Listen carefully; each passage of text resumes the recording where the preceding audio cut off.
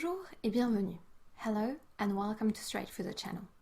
This time we are going to talk about pronunciation and more specifically about the letter H.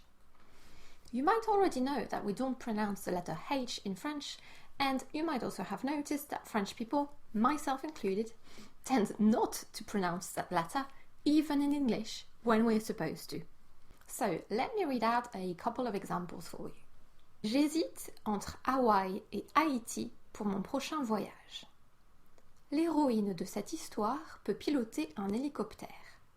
Unless you know how to spell these words, you really cannot hear the H. But if that's all there was to H's, I probably would not have made a video about it. So, words starting in H have been divided into two categories, depending on whether they start with a silent or mute H, le H muet, or an aspirated H, le H aspiré. On their own, these words don't seem to differ much. For example, habitude, hibou. But let me put them in context for you and you might notice a couple of differences. For the H muet, j'ai l'habitude. L'Himalaya est en Asie. Mon mari est à l'hôpital. Les droits de l'homme. L'humain, un animal parmi les autres. And for the H aspiré, le hibou est un animal nocturne.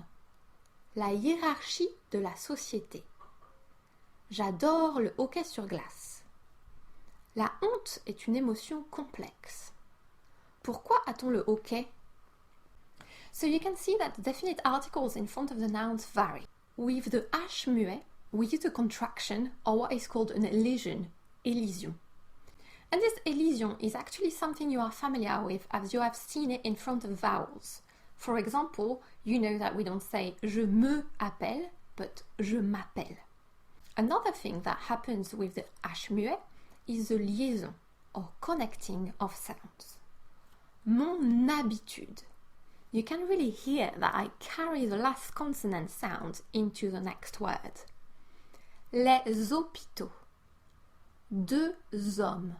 So, a liaison is a pronunciation of a final consonant when it is placed in front of a word starting with a vowel or a silent H. For example, mon horloge. However, it does not apply to aspirated H's, as you can see in the example, mon hamac. Indeed, there is no liaison for H aspiré. Nos hiboux, les hiérarchies, mon hockey. And there is no elision or contraction either. You cannot say l'hibou, you need to say le hibou.